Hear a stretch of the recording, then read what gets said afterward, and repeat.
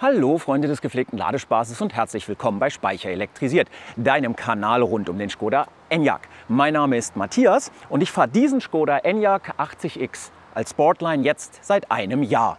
Und ich finde, das ist eine gute Gelegenheit, um mal ein Jahr Enyaq Revue passieren zu lassen und ein Fazit zu ziehen. Wichtig, das sind meine Erfahrungen und meine persönliche Meinung und nicht die der Community.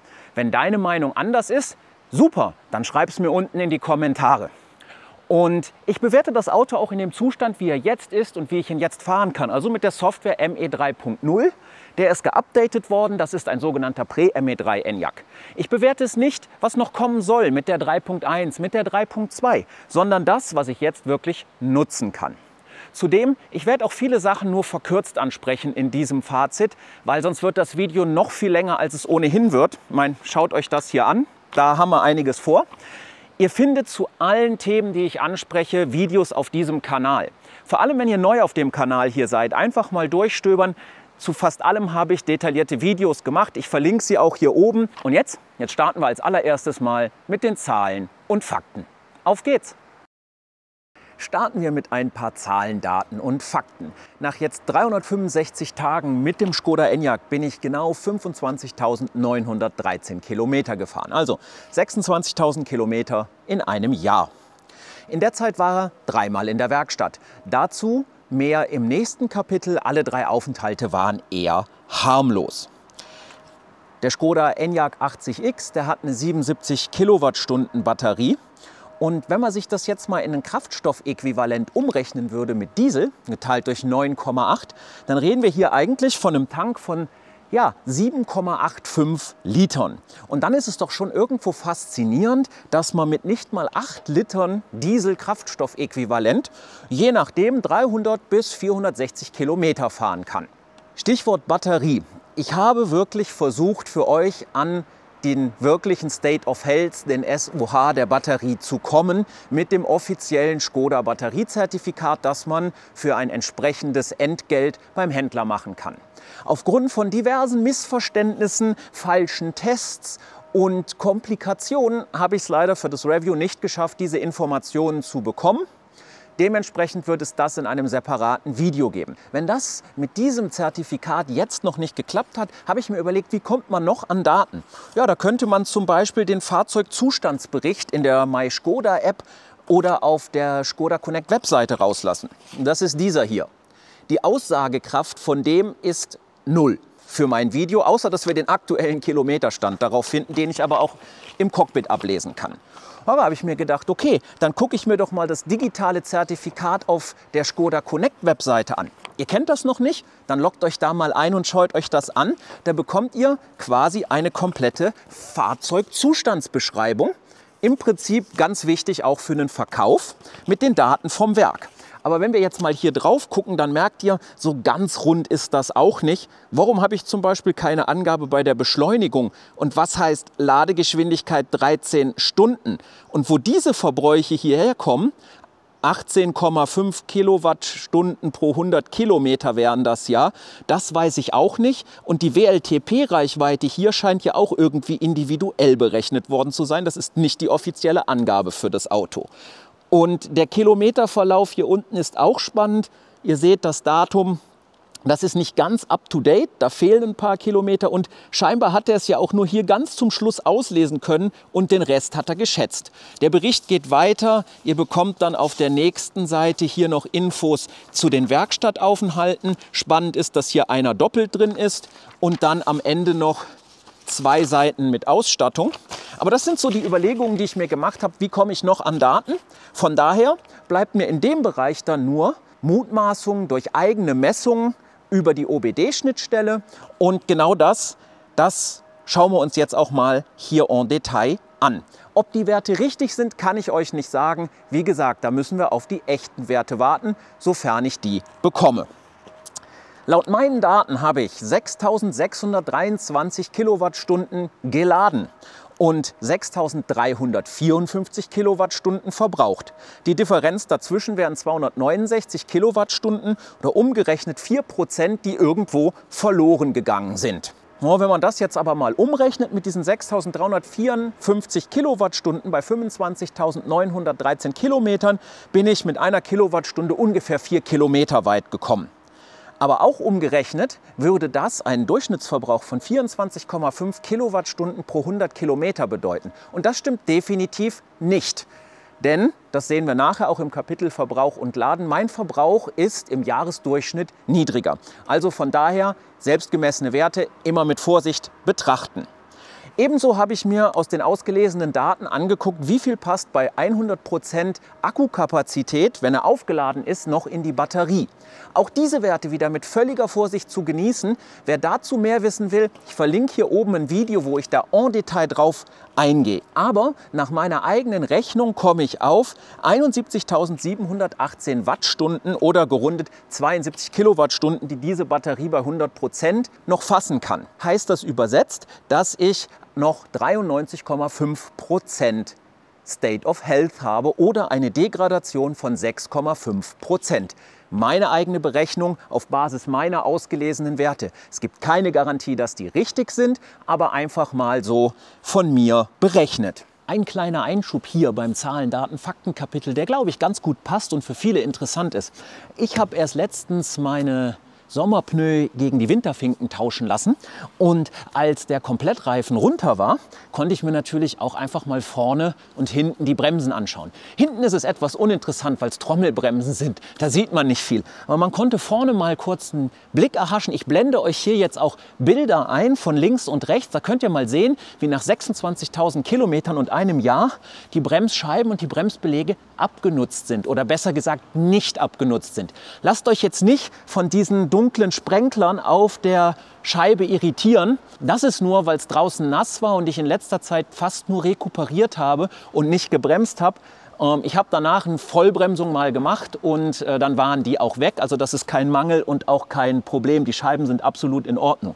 Aber es ist schon faszinierend zu sehen, wie wenig man überhaupt noch mechanisch bremst. Und jetzt wieder zurück zu den Zahlen, Daten und Fakten. Auf der anderen Seite, wenn wir schon bei Zahlen, Daten, Fakten sind, können wir auch mal kurz über den YouTube-Channel hier sprechen von mir, den es ja nur wegen dieses Autos gibt.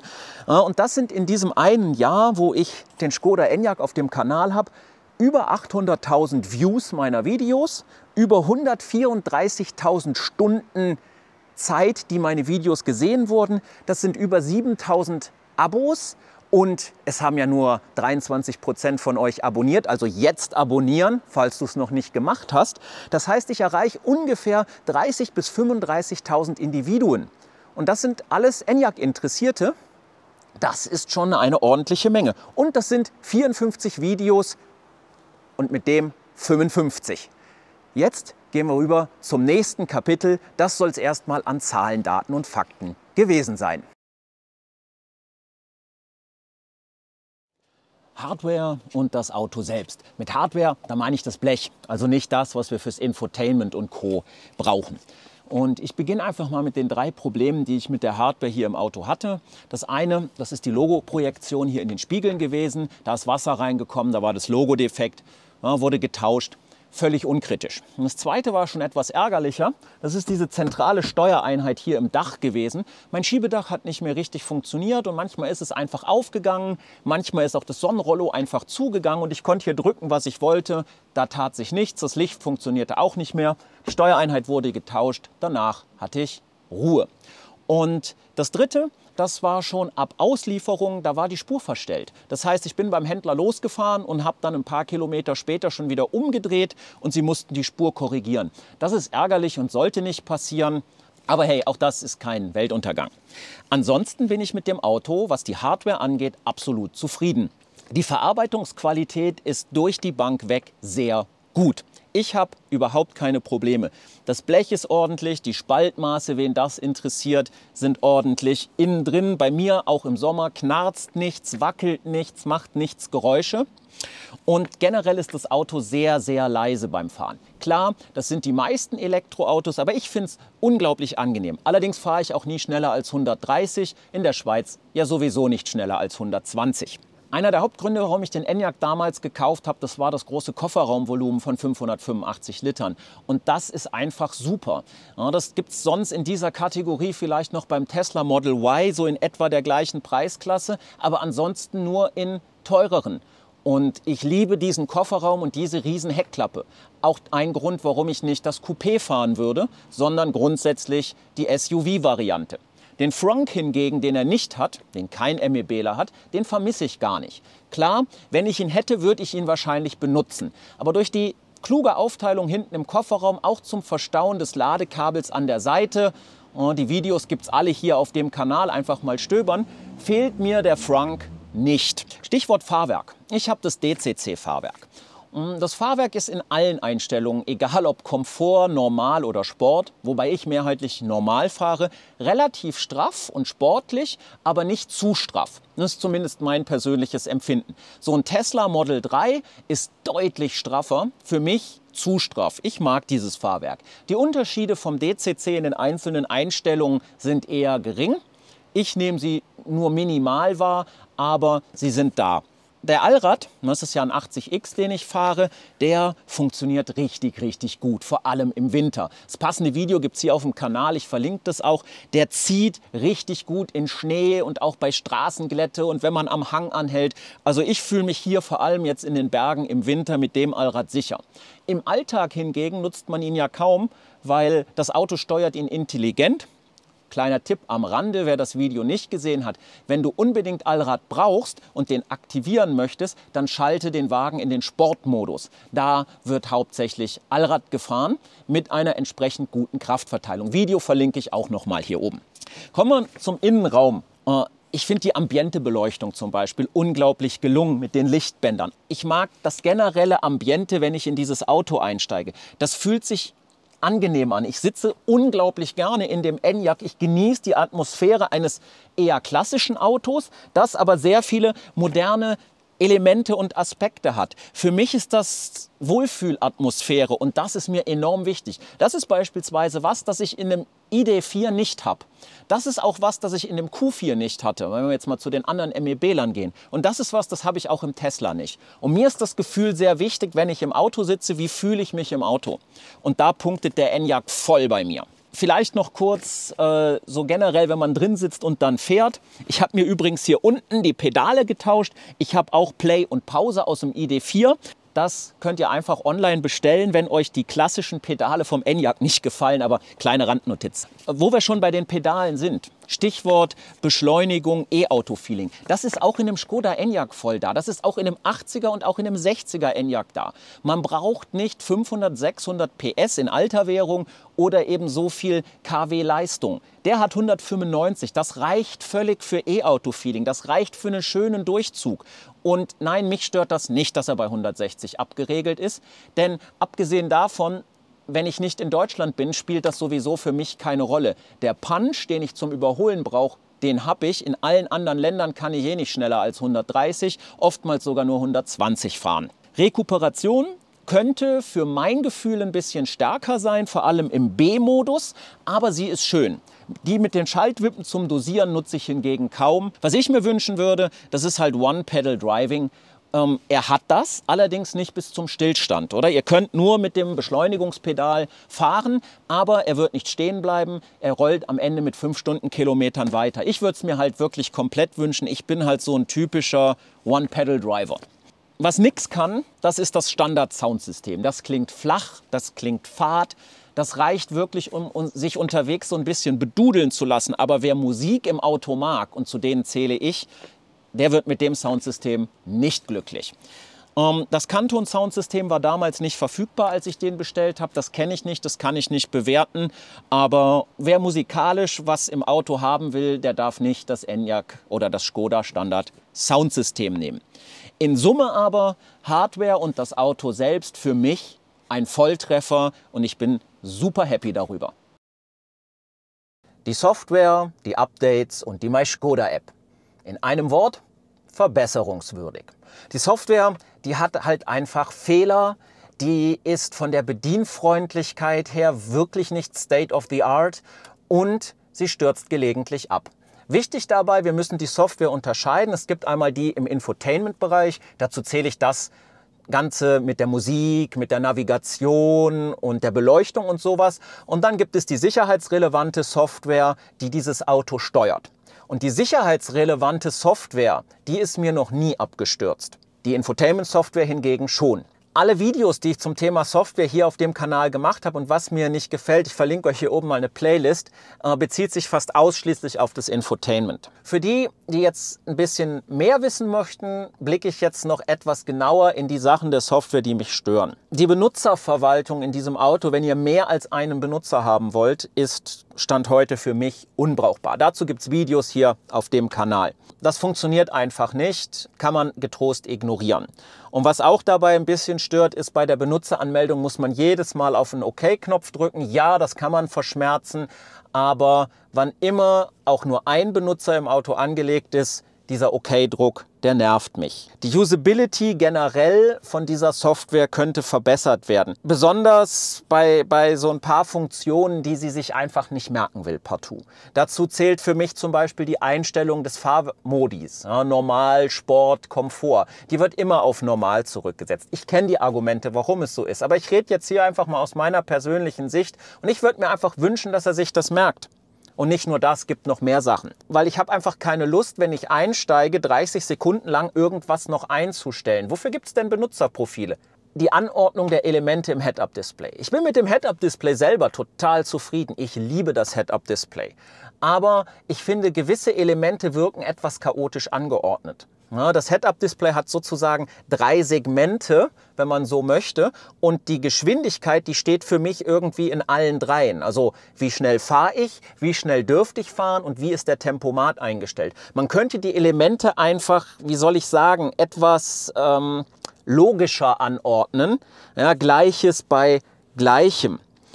Und mir fehlen ein paar Infos im Head-Up-Display, die mir nur im vorderen Cockpit angezeigt werden. Aber das ist Jammern auf hohem Niveau. Man muss nicht alles im Head-Up-Display haben. Das Head-Up-Display soll ja kein Ersatz sein, sondern ein Hilfswerkzeug mit den wichtigsten Informationen. Das Cockpit selber, auch wenn ich es absolut schön finde und total gerne da drin sitze, Stichwort Wohlfühlambiente, hat aber auch ein paar unschöne Design-Aspekte, wie ich persönlich finde. Ich fange vielleicht mal mit dem Cockpit-Display an. Im Cockpit-Display fehlen mir einfach ein paar Informationen. Dazu zählt für mich zum Beispiel die Batterietemperatur. Da kommen wir im Kapitel Verbrauch und Laden auch nochmal drauf. Ich habe zwar mittlerweile die Prozentanzeige des Ladestandes der Batterie und auch die Reichweite, aber da würde noch super gut die Batterietemperatur für mich hinpassen. Stand heute habe ich da drin auch noch keine Daten von der Fahrt.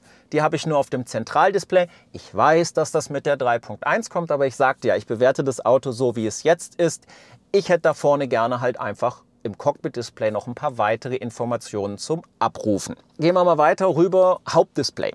Das Hauptdisplay ist schön groß, das ist schön hell, aber mir gefällt diese Rastereinteilung nicht. Ja, wer das jetzt nicht weiß, was ich damit meine, man hat ja ein Anordnungsraster, um darauf die sogenannten Widgets zu platzieren. Und dieses Raster, das hat für mich die falsche Einteilung. Oder die Widgets haben die falsche Größe. Das kann man jetzt drehen und wenden, wie man möchte. Meistens ist es schwierig, schöne Bildschirme zu bauen. Das liegt zum einen daran, dass die Widgets von der Größe so sind, dass man ganz oft so einmal einkacheln, also ein Rasterfeld einordnen muss, damit man das ganze Ding füllt. Und die haben keinen Mehrwert. Die haben keine Funktion außer den Absprung ins Menü. Da könnten wenigstens so kleine Datenkacheln oder sowas sein. Oder man müsste ein anderes Layout wählen. Und das Zweite ist, dass man Widgets nur einmal platzieren kann. Ja, ich möchte vielleicht ein Widget in mehreren Ansichten haben. Zum Beispiel, was ich ganz gerne habe, ist links die Musik, rechts die Karte. Aber ich hätte die Karte auch gerne, wenn ich navigiere, dass ich dann daneben die Fahrdaten sehe und nicht die Musik. Ich kann die Karte aber nur einmal platzieren. Abschließend noch ein Wort zu Laura. Laura ist der Sprachassistent hier im Škoda Enyaq. Und ganz ehrlich, ich finde den Sprachassistenten mehrheitlich brauchbar. Das meiste versteht der ganz gut. Ich schaffe es auch darüber gut und einfach Navigationsziele einzugeben. Ja, Laura ist ein bisschen träge, sie reagiert nicht immer sofort, aber leider kann man nicht alles mit Laura steuern. Das Schiebedach zum Beispiel, das kennt Laura nicht. Im Alltag aber ist Laura für mich trotz ihrer gelegentlichen Trägheit durchaus brauchbar. Apropos träge, das sollte ich vielleicht auch noch erwähnen. Dieses zentrale Display reagiert mitunter auch sehr träge, lädt langsam und Animationen ruckeln. Ob das an schlechter Programmierung liegt oder an zu schwacher Hardware, weiß ich nicht. Aber das ist definitiv nichts, was man im Jahre 2022 in einem Elektroauto haben sollte. Das andere ist das Thema Update. Die Updates, gerade das ME3-Update, hatte enorme Verzögerungen. Es gibt keine Release-Notes. Man erfährt nicht wirklich, was geupdatet wurde. Man erfährt auch nicht, welche Fehler behoben wurden. Das ist keine gute Kommunikation. Da hilft auch nicht so eine Website, die sie da aufgeschaltet haben mit 3, 4 Sachen. Da hätte ich gerne mehr von Škoda gewusst. Und bei den Updates kommt für mich noch ein Punkt hinzu. Die Updates beziehen sich ja nicht nur auf die Software, sondern auch auf die Hardware. Škoda hat ungefähr alle 6 Monate einen sogenannten Modelljahreswechsel. Ja, das hier zum Beispiel ist das Modelljahr 621, offiziell Modelljahr 2022 genannt. Und was Škoda gemacht hat, ist, dass sie bei diesen Modelljahreswechseln zum Teil auch die Hardware verändert haben. Meine hat zum Beispiel keine seitlichen Ultraschallsensoren. Darum habe ich den Parkassistenten nicht, das trainierte Parken nicht und auch den automatischen Spurwechsel nicht. Und das finde ich ärgerlich. Das müsste für mich besser kommuniziert werden, weil so ein Modellwechsel, wenn der so häufig stattfindet, kann für euch bedeuten, dass ihr dann halt einfach gewisse Dinge trotz Software-Updates nicht bekommt. Und was die Updates angeht, ist Škoda natürlich voll abhängig von Volkswagen und hier von der Softwareentwicklung CARIAD. Škoda stülpt höchstens noch ein bisschen Design oben drüber, aber viel mehr können die gar nicht machen, weil die gesamte Software der MEB-Plattform kommt halt aus dem Hause CARIAD und wenn die sich nicht bewegen, ja, dann bewegt sich halt nichts. Kommen wir noch zur App. Die MyŠkoda-App hat nur einen sehr geringen Mehrwert. Man kann nicht wirklich viel darin machen und wenn man mal was darin machen will, hat man oft das Problem, dass der Server nicht erreicht werden kann. Also die Stabilität dieser App ist sehr fragwürdig und oftmals, wenn man dann klimatisieren möchte, das geht in der App, erreicht sie den Server nicht und somit kann man auch nicht mit dem Auto kommunizieren. Und eben, die Funktion ist stark eingeschränkt. Also von daher ist die App mehr oder weniger Stand heute eine nette Spielerei. Mein Fazit zum Thema Software, Updates, Apps, das ist sicher die Achillesferse von diesem Auto und auch mein größter Kritikpunkt. Auf der anderen Seite, im Alltag funktioniert die Software meistens schon. Navigation, Fahrdaten, Musiksteuerung, Einstellungen. Die Ladeplanung selber ist nicht perfekt, aber es ist eine vorhanden. Sie hat Luft nach oben, aber man kann mit ihr fahren, man kann mit ihr navigieren und es ist zumindest eine da. Die meisten Sachen stören wirklich erst bei genauer Betrachtung und wenn man halt wirklich nachbohrt. Von daher sollte man die Software auch nicht komplett pauschal verurteilen. Dennoch, für mich ist das Kapitel mit der größten Luft nach oben, insbesondere was die Update-Politik und die MyŠkoda-App angeht. Im Kapitel Software, Apps und MyŠkoda-App habe ich ja schon gesagt, Navigation und Ladeplanung ist brauchbar. Doch ganz ehrlich, wenn man ein Review von einem Elektroauto macht, dann reicht das nicht aus. Deswegen gibt es dieses Kapitel nochmal separat, wo wir auf Navigation und Ladeplanung en Detail eingehen und auch noch ein bisschen über die Karte sprechen. Stichwort Karte. Fangen wir doch mal mit der Karte an, ohne zu navigieren, ohne Ladeplanung. Die Karte ist eher basic, würde ich sagen. Die Optik ist vielleicht nicht mehr ganz zeitgemäß, doch mir reicht sie. Ich brauche nicht unbedingt eine Satellitendarstellung, das kann ich mir auch bei Google Maps oder sonst wo besorgen. Aber was mir an der Karte absolut nett gefällt ist, das sind die fehlenden Straßennamen. Warum werden, egal wie weit ich reinzoome, keine Straßennamen angezeigt? Das ist doch für eine Karte essentiell. Und was mir auch noch so ein bisschen missfällt ist, je nachdem, wenn man mit viel Höhenunterschied fährt und die Karte in der 3D-Ansicht hat, dann bekommt sie manchmal ein ganz komisches Fehlermuster mit verzogener Karte und Schlieren. Ich habe es leider nicht auf dem Video, deswegen kann ich euch das nicht zeigen. Das nächste ist, warum ist auf der Karte nicht integriert eine Höhenangabe? Ich weiß, es gibt ein Widget dafür, wo man das auch mit anzeigen lassen kann, aber ich fand das in so vielen Škodas so praktisch, dass ich einfach die Höhe sehen konnte. Das Ganze generell ist für mich auch etwas träge. Die Karte ist nicht besonders schnell, nicht performant beim Zoomen und Bewegen. Zudem hat man oft überlappende Symbole auf der Karte, die man auch nicht wirklich auseinanderbringt. Und mir persönlich gefällt beispielsweise auch nicht der neue Zoom, wenn man zu einem Autobahnkreuz oder ähnlichem fährt. Mich macht das nervös, wenn die Karte sich dann so unglaublich schnell bewegt, weil sie auf 50 Meter oder so ranzoomt, obwohl es ziemlich hilfreich ist, die Spuren so zu sehen. Also da bin ich zwiegespalten. Und was mir bei der Karte auch nicht gefällt, das ist die Filtereinteilung für die Ladesäulen. Man kann ja diese Karte filtern nach Ladegeschwindigkeit und Ladeanbieter, aber die Filter alle 50 kW oder mehr, 100 kW oder mehr, das ist irgendwie überhaupt nicht passend, auch nicht zu der Ladegeschwindigkeitserhöhung, die wir ja mit der Software ME3 bekommen haben. Stichwort Software ME3.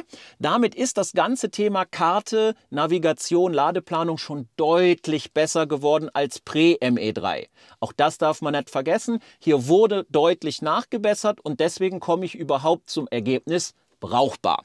Springen wir rüber zur Navigation. Ja, die Navigation funktioniert auch ganz okay. Allerdings bin ich oftmals von der Routenplanung und wo er langfahren will überrascht. Und das unabhängig von den Einstellungen, wie er denn die Route planen soll. Er wählt also teilweise echt sehr merkwürdige Straßen aus, teilweise Nebenstraßen, obwohl die Hauptstraße direkt daneben ist. Und mitunter fährt er echt seltsame Umwege. Was mich hingegen überhaupt nicht stört in dieser Anzeige, das ist das Thema Stau und Sperrung, weil das funktioniert für mich ziemlich gut. Die meisten Sachen hat er relativ aktuell. Nicht ganz so aktuell wie Google, aber relativ aktuell. Was mir wirklich gut gefällt, das ist die Tatsache, dass wenn ich die Skoda-Karte zur Navigation und auch die Skoda-Navigation nicht nutzen möchte, sondern zum Beispiel in meinem Fall Apple CarPlay, dann funktioniert das mit dem Head-Up-Display. Eine geplante Route in Apple CarPlay, also mit Apple Karten, sehe ich im Head-Up-Display. Das ist eine super Funktion von der Navigation, auch wenn ich dann die Skoda-eigene nicht benutze. Alles in allem, die Navigation macht schon das, was sie soll. Sie navigiert einen, aber sie macht das nicht wirklich gut. Vor allem nicht, wenn ich es mit Konkurrenten wie Google Maps oder Apple Karten vergleiche. Auch hier ordentlich Luft nach oben. Aber wenn man halt mal navigieren möchte, dann funktioniert das. Das funktioniert auch mit dem Sprachassistenten Laura ganz gut, zumindest für mich. Mich versteht Laura ganz gut. Hatte ich aber ja auch schon im Kapitel Software erwähnt. Kommen wir zum essentiellen Teil, das ist die Ladeplanung. Die Ladeplanung Prä-ME3, darüber brauchen wir, glaube ich, kein Wort verlieren, die war unbrauchbar. Aber das hier ist eine ME 3.0, das Software-Update habe ich ja bekommen und damit ist die Planung durchaus brauchbar geworden. Mehrheitlich plant der Enyaq vernünftige Ladesäulen mit vernünftiger Geschwindigkeit ein. Aber mir fehlen Filter. Ich kann nicht vernünftig filtern, zum Beispiel sagen, ich möchte nur an Ionities und wenn Ionity nicht in Reichweite ist, dann an. Und andere Anbieter fehlen komplett. Das ist sehr, sehr schade. Auf der anderen Seite haben wir mit der ME3 die Möglichkeit bekommen einzustellen, mit wie viel Restreichweite möchte ich denn am Ziel ankommen und mit wie viel Restreichweite möchte ich am nächsten Ladestopp ankommen. Das ist super, das hat vorher nämlich auch gefehlt. Aber die Angabe ist in Kilometern, während alles andere in Prozent gerechnet wird. Also der Ladestopp, der soll dann nicht bei Restreichweite 30 Kilometer stattfinden, wie ich es einstelle. Das Display zeigt mir das bei der Ladeplanung und bei der Route in Prozent. Das verstehe ich nicht ganz. Warum hat man dann dort nicht auch Prozent genutzt oder warum zeigt man nicht im Display Kilometer?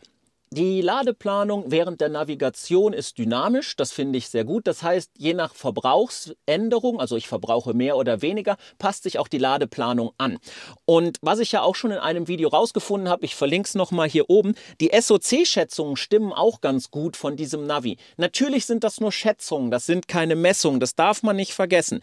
Aber sie funktionieren bis zum nächsten Ladestopp sehr gut. Was allerdings sehr schade ist, dass ich das nicht sofort auf einen Blick sehe. Wenn ich die Prozentzahlen sehe, muss ich immer die Details antippen von einem Ladestopp. In der Übersicht habe ich unübersichtliche Balken, wo man es nicht wirklich ablesen kann. Und was ich bei der Ladeplanung auch noch sehr schade finde, ist, ich habe noch kein Plug and Charge. Ich weiß, ihr sagt jetzt wieder, es kommt doch mit der 3.1, aber wissen tue ich das nicht. Was ist, wenn es nicht mit der 3.1 kommt? Dann würde ich es immer noch vermissen. Aber ich vermisse es auch jetzt schon. Plug and Charge, also das Anstecken zum Laden, ohne dass ich mich noch mit einer Karte, mit einem Badge oder einer App authentifizieren muss, ist eine super Sache und hätte ich auch wirklich, wirklich gern. Jetzt noch ein Wort zur Datenlage bei der Ladeplanung. Und zwar, die Säulen werden mit der ME3 angezeigt, ob sie frei oder belegt sind. Und wenn man in die Details einer Ladesäule oder eines Ladeparks geht, dann sieht man auch A, wie viele Säulen sind verfügbar und wie viele sind davon belegt. Und das Problem ist, diese Daten sind leider oft falsch. Oft werden falsche Belegungen angezeigt oder zu langsam, das heißt, die Belegung stimmt nicht mehr. Und noch schlimmer, manchmal werden auch einfach falsche Säulenanzahlen angezeigt. Und das führt dann natürlich dazu, dass der Ladepark immer frei ist. Fazit zu diesem Kapitel. Auch hier wieder ganz durchmischte Gefühle. Es ist natürlich auch wieder ein Software-Thema. Und ganz ehrlich, das ist einfach nicht die Stärke des VW-Konzerns. Ja, CARIAD bringt einfach nicht die Performance, die wir hier erwarten. Und somit kann auch Škoda eben hier nur das liefern, was sie haben und hat selber wahrscheinlich auch wieder kaum Einfluss, so wie bei der restlichen Software. Also ja, ihr könnt die Karte gebrauchen, ja, die Navigation funktioniert und ja, ihr habt auch eine Ladeplanung, die funktioniert, aber das alles hat noch enorm viel Potenzial, sehr viel Luft nach oben und wenn ich mir andere Anbieter am Markt angucke, da machen es einige deutlich besser. Man muss aber fairerweise auch dazu sagen, es gibt Anbieter am Markt, die machen es deutlich schlechter. Die Assistenzsysteme habe ich im Kapitel Software ja nur ganz kurz angesprochen, weil sie natürlich ihr eigenes Kapitel bekommen. Denn der Enyaq hat sehr viele davon und manche funktionieren gut und manche funktionieren weniger gut. Ja, wir haben Assistenzsysteme, die uns unterstützen, aber mehr auch nicht. Das bedeutet konkret, Hände ans Steuer und Füße auf die Pedale und selber verantwortlich sein. Ja, die Assistenten helfen dabei, aber am Ende zählt, was du tust. Ich persönlich, ich genieße das Fahren mit dem Travel Assist. Ja, er leistet mehrheitlich das, was er soll und er ist auch über lange Strecken durchaus zuverlässig. Der adaptive Tempomat, ACC, Adaptive Cruise Control, der macht seinen Job gut.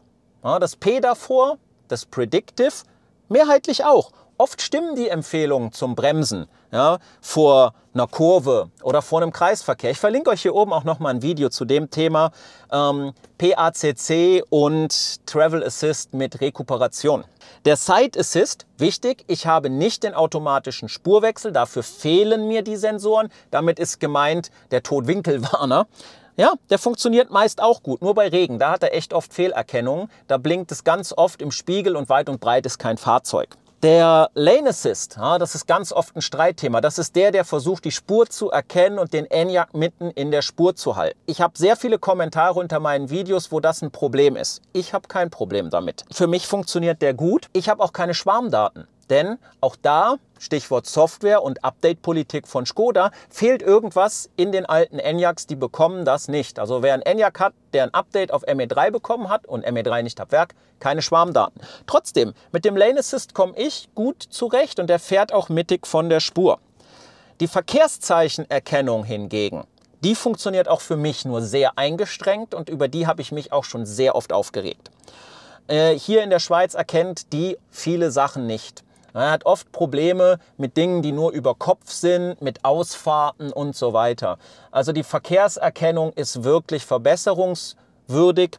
Wichtig dabei ist aber auch zu verstehen, die Verkehrserkennung, das sind eigentlich zwei Datenquellen. Das ist einmal hier oben die Kamera, die versucht Schilder zu erkennen. Das sind die Daten hier in der Navigation. Und die Daten in der Navigation sind oftmals veraltet und oft auch falsch. Hier muss man dann vor allem immer sehr schnell eingreifen, weil wenn man mit dem Travel Assist fährt, ich liebe ihn ja, und das System erkennt eine falsche Geschwindigkeit, dann beschleunigt der Enyaq oder bremst halt auch entsprechend rüde ab. Und da muss man dann halt einfach schnell sein und da bin ich dann wieder beim Thema. Hände ans Lenkrad, Füße auf die Pedale. Dann kann man schnell gegenreagieren. Oder eben mit der Hand schnell an den ACC-Hebel, den linken unteren am Lenkrad und gegenkorrigieren.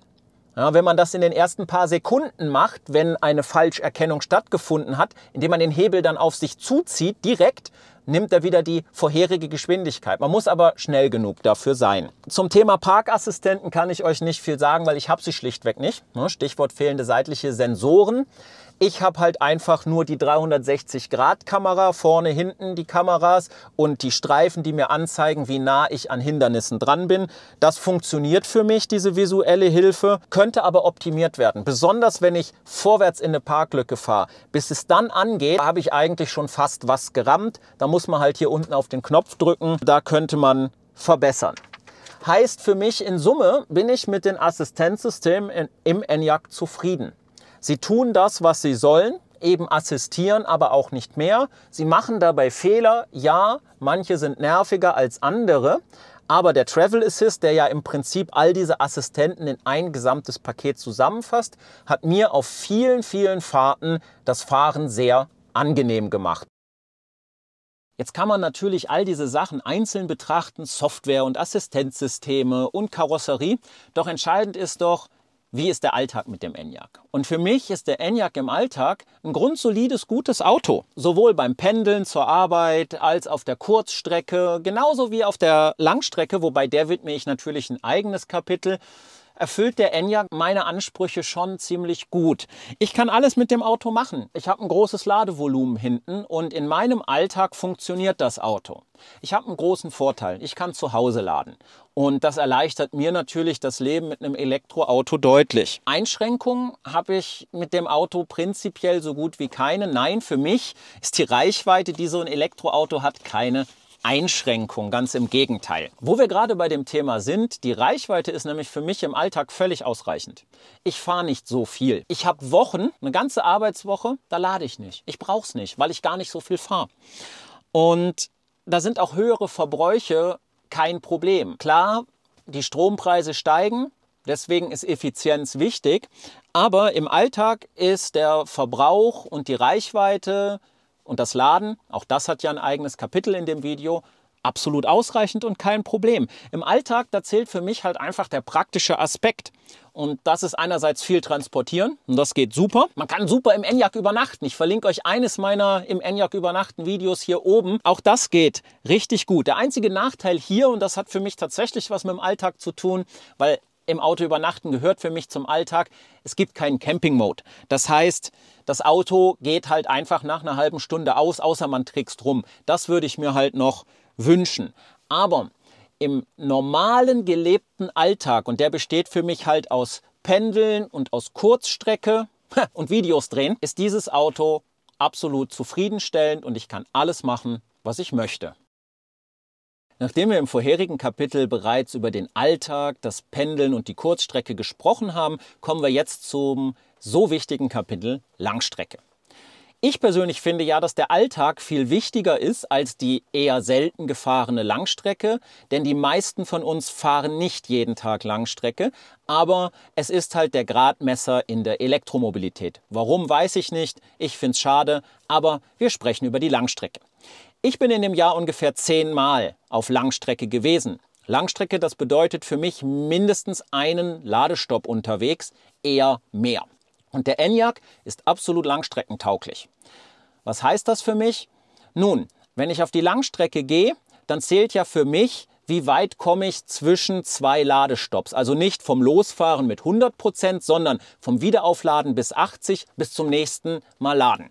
Und das sind bei mir je nach Fahrweise 270 bis 300 Kilometer, bis ich wieder an die Ladesäule muss. Der alteingesessene Dieselfahrer kriegt jetzt schon Angstschweiß auf der Stirn. Das ist ja nur 300 Kilometer. Wo sind meine 900? Das ist ja nur ein Drittel. Ja, aber ganz ehrlich, man gewöhnt sich mit der Elektromobilität ein anderes Autofahren an, das deutlich entspannter ist. Auch ich bin lange Diesel gefahren, auch ich habe 900 Kilometer am Stück durchgefahren und ich war der unentspannteste Mensch von allen. Es mag sein, dass es euch anders geht, aber hier geht es ja um meine Erfahrungen.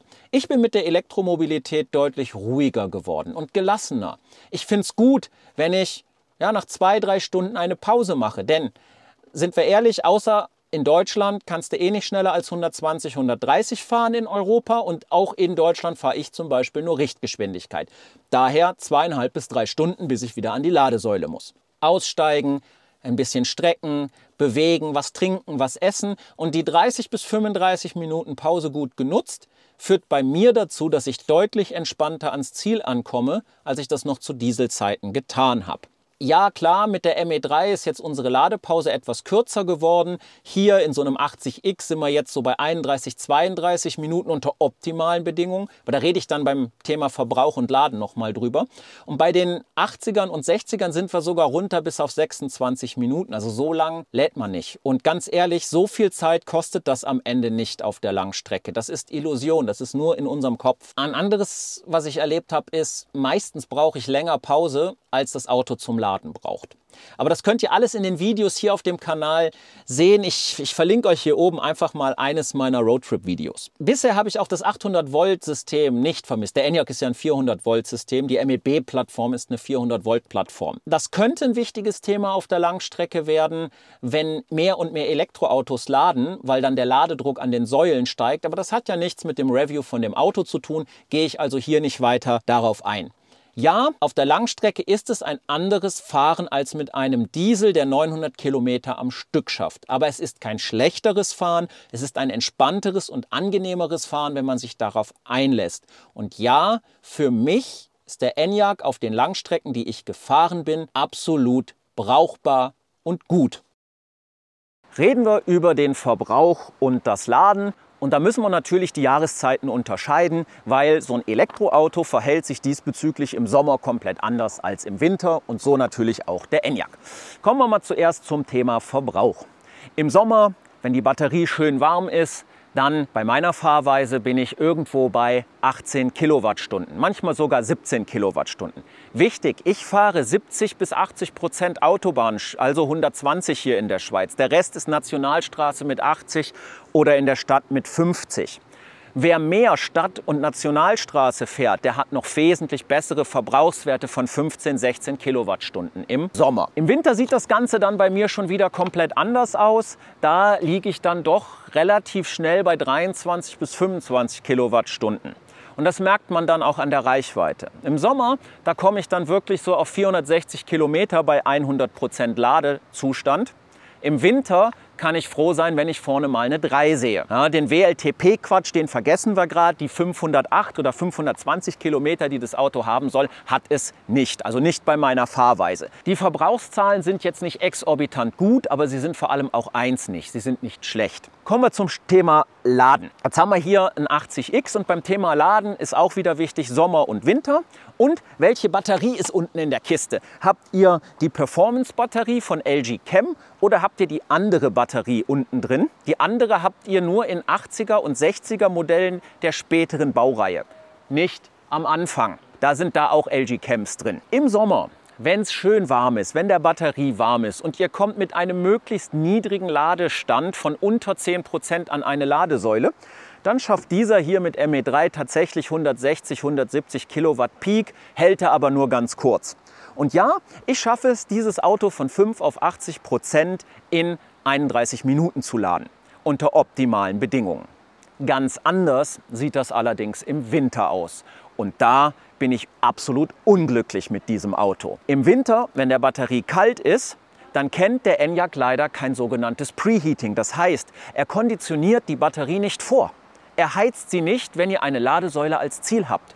Das heißt, wenn ihr im Winter, selbst in der Schweiz, 120 auf der Autobahn fahrt, bringt ihr die Batterie nicht warm, dann habt ihr ein Problem, weil ihr dann sehr langsam ladet. Dann kommen da, selbst bei niedrigem SOC, 80, 90 Kilowattstunden. Mehr nicht an Leistung. Und das heißt, aus 31 Minuten werden auch ganz schnell mal 45 Minuten. Für mich ist das weniger ein Problem. Ich fahre nicht so viel Langstrecke, schon gar nicht in der Schweiz. Aber wer viel Langstrecke im Winter fährt, der kann hier echt ein Problem haben. Und das ist für mich ein gravierender Mangel der MEB-Plattform. Kein MEBler hat dieses Preheating. Sie heizen die Batterie erst, wenn ihr angesteckt seid an der DC-Säule und der Strom fließt. Aber dann ist es zu spät, um noch hohe Ladeleistungen zu bekommen. Vielleicht noch ein Stichwort hier zum Thema Laden. Wann lädt er denn schnell? Das tut er, wenn die Batterie meiner Erfahrung nach irgendwo über 20 Grad hat. Optimalerweise hat sie mehr als 30 Grad oder um 30 Grad und der SOC 10% oder weniger beträgt optimal 5%. Dann geht es auch am HPC schnell. Die Fahrtemperatur übrigens für den Verbrauch liegt optimalerweise so bei 25 Grad bei der Batterie. Von daher, was dieses Kapitel hier angeht, Verbrauch und Laden, habe ich gemischte Gefühle. Einerseits bin ich mit dem Verbrauch ziemlich einverstanden. Ja, das wusste ich auch vorher, dass er ungefähr so viel braucht. Und im Mix ist das gut. Was das Laden angeht, ja, da macht das Auto wirklich nur im Sommer Spaß. Im Winter macht er mir keine Freude. Da habe ich einfach das große Glück, mehrheitlich zu Hause laden zu können und nicht darüber nachzudenken. Aber wer im Winter auf einen Schnelllader angewiesen ist, der hat echt Probleme mit dem Enyaq. Und ich finde, hier muss Škoda nachbessern oder VW auf der MEB-Plattform. Mein abschließendes Fazit nach einem Jahr Škoda Enyaq. Sind meine Bedürfnisse von dem Auto erfüllt worden? Die Antwort lautet ja, das sind sie. Der Kofferraum ist für meine Bedürfnisse optimal. Der ist groß und geräumig. Und das Transportpaket würde ich nicht mehr hergeben. Das Head-Up-Display, ich würde es nicht mehr hergeben wollen. Ich liebe ein Head-Up-Display, den Blick nicht mehr von der Straße abzunehmen. Ja, über die Anordnung der Elemente kann man streiten und diskutieren.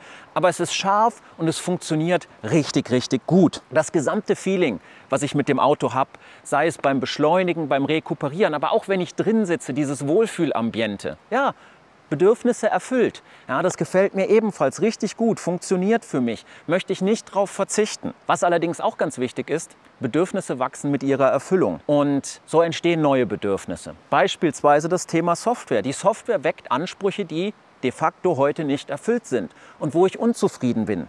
Die Update-Politik von Škoda oder vom VW-Konzern gefällt mir überhaupt nicht. Warum gibt es keine Release-Notes? Warum gibt es keine sinnvolle Kommunikation? Und warum passieren so viele Fehler? Und was mir auch nicht gefällt, das ist die Winter-Performance hinsichtlich des Ladens. Auch hier, ja, müsste das Auto einfach besser werden. Spannender ist ja dann eher, wenn die Bedürfnisse wachsen, die nächste Frage, und auf die wollt ihr sicher auch von mir eine Antwort haben. Würde ich mit all dem Wissen nach einem Jahr Škoda Enyaq wieder einen Škoda Enyaq kaufen? Und die Antwort darauf, die ist gar nicht so einfach, aber sie lautet nein. Das würde ich wahrscheinlich nicht. Und der Hauptgrund dafür ist, dass ich kein Vertrauen in die Software dieses Autos habe, beziehungsweise in die Zukunft dieser Software. Ich habe kein Vertrauen in die VW Group und CARIAD, dass sie diese Software auf dieser Plattform noch vernünftig dahin bringen. Denn ich glaube, dass sie intern schon an der nächsten Plattform, an der Nachfolgeplattform arbeiten und hier mehr oder weniger nur noch Pflege und minimales Bugfixing betreiben. Und darum würde ich Stand heute nicht nochmal einen Enyaq kaufen. Auf der anderen Seite, wenn Sie hier etwas tun und jetzt wirklich liefern, was Sie versprochen haben und das kontinuierlich machen, dann kann es gut sein, dass ich doch nochmal einen Enyaq nehme. Vielleicht einen RS, ich weiß es nicht, aber auf jeden Fall die SUV-Variante. Denn auf der anderen Seite, welche Alternativen habe ich? Und das bringt mich auch gleich zur nächsten Frage, die jetzt wahrscheinlich in euren Köpfen umhergeistert. Würde ich meinen Enyaq jetzt verkaufen? Die Antwort darauf lautet nein, auch das würde ich nicht. Denn dafür ist er viel zu gut. Es gibt auch gar keine passende Alternative gerade für mich am Markt, mit der ich mich wohlfühle. Von daher lebe ich dann halt mit den Mängeln, die er Stand heute vor allem in der Software hat. Ich würde ihn nicht verkaufen. Und was müsste Škoda jetzt tun, damit es perfekt wird? Die Antwort lautet Software und Software und Software. Diese Software in Ordnung bringen. Und das Zweite, was Škoda machen müsste für mich, besser kommunizieren. Was tun Sie? Wo sind Sie dran? Wie sieht es aus auf Ihrer Roadmap? Und damit meine ich dann nicht nur die Software, sondern auch die Updates, die das Auto bekommt, die allenfalls nicht abwärtskompatibel sind, damit man besser entscheiden kann. Und das Dritte, das hat aber nichts mit diesem Auto zu tun, das ist wieder lieferfähig werden. Aber die Lieferzeiten machen das Auto weder besser noch schlechter. Es ist die Software und die Kommunikation mit dem Kunden. Dann wäre es für mich das perfekte Auto. In Summe ist der Škoda Enyaq ein solides Elektroauto und ein super Begleiter für den Alltag. Und ich bin der Meinung, es ist das beste Elektroauto, das der VW-Konzern derzeit zu bieten hat. Jetzt würde mich natürlich deine Meinung interessieren. Wenn du schon einen Škoda Enyaq fährst, dann schreib mir doch bitte dein Fazit unten in die Kommentare. Wenn du dich für einen Škoda Enyaq interessierst, dann schreib mir rein, ob du dieses Video hilfreich fandest. Und wenn du einen Škoda Enyaq bestellt hast, dann hoffe ich, dass deiner bald geliefert wird und dass du nicht noch viel länger warten musst. Wenn dir das Video gefallen hat, lass mir einen Daumen nach oben da. Und wenn du diesen Kanal noch nicht abonniert hast, dann würde ich mich freuen, wenn du ihn abonnierst, denn so kann der Kanal weiter wachsen. Und dann hoffe ich, dass wir uns im nächsten Video wiedersehen und bis dahin bleib energiegeladen.